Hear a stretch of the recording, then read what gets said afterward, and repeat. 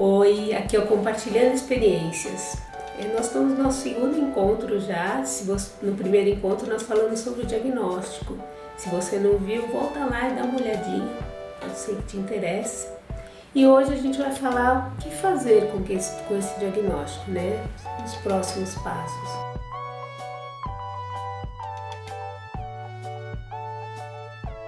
Eu, como profissional, eu digo que eu posso orientar, mas eu não posso induzir, né?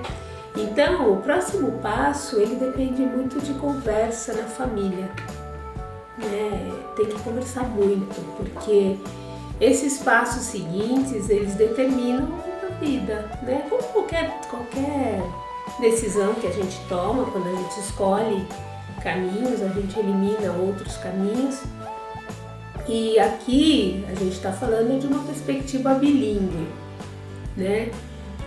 E eu acho que a perspectiva bilíngue é a que menos elimina caminhos. Por quê? Porque quando você vai falar da perspectiva bilíngue, você está falando que você pode fazer no mínimo duas opções, né? Então, qual que é o próximo passo? É procurar orientação.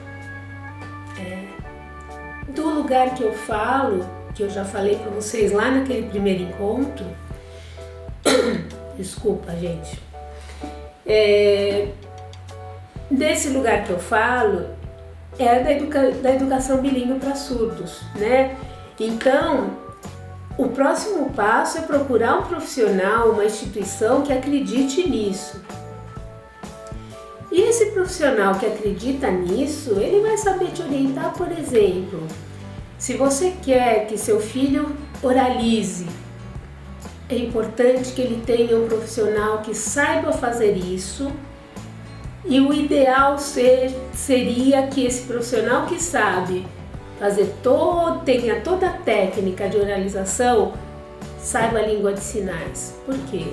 Porque essa vai ser a primeira língua do seu filho, né? Quanto à língua de sinais, vai ser importantíssimo que o seu filho tenha contato com outras crianças surdas como ele, que essas crianças sejam sinalizadoras, que ele tenha contato com adultos sinalizadores, ou seja, que ele esteja no ambiente sinalizador.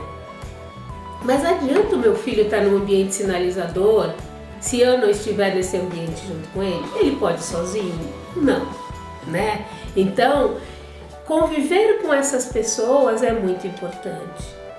E eu acho que o que é mais importante nessa fala toda? Pessoas, né? São pessoas que são surdas. Usam outra língua? Sim.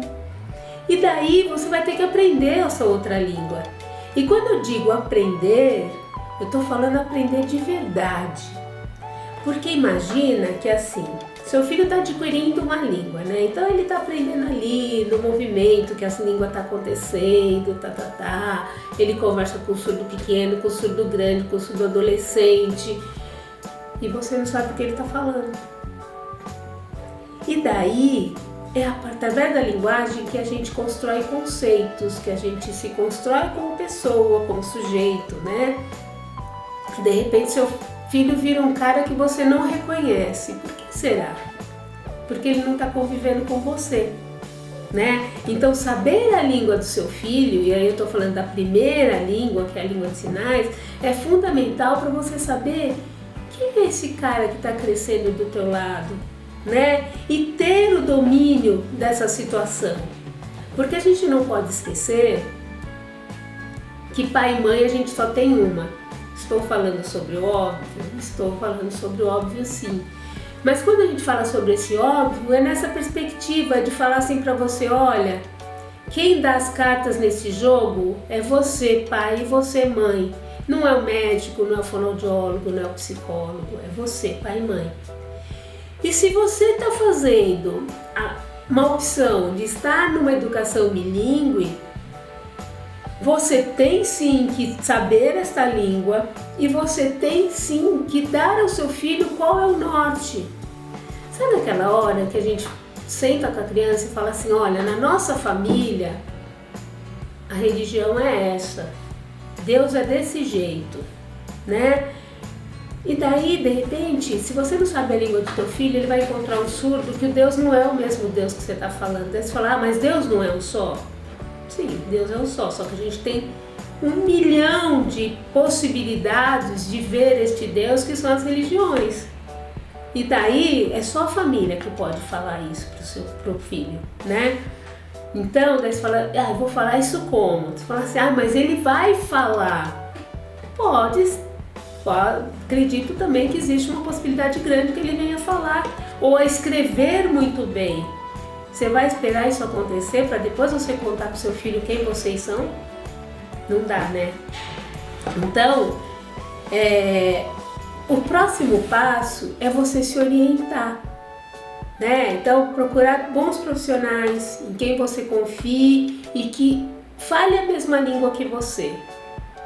Não é a língua de sinais ou a língua portuguesa, mas é uma língua que traduza em língua, em palavras, né? Ou em língua, em sinais, o que você pensa sobre o futuro do seu filho.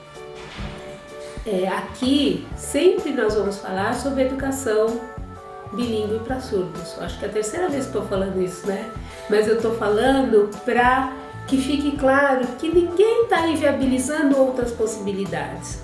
O que a gente está colocando para vocês é que assim, esta possibilidade hoje eu vejo como a mais importante para uma criança surda, né? Por quê? Porque dá a ela a possibilidade de ser quem ela é, ao mesmo tempo que ela entenda quem está à volta dela, né? Então, sobre isso que a gente vai falar muito ainda nesse espaço aqui que a gente tem, que é o Compartilhando Experiências. Então, por hoje, tchau.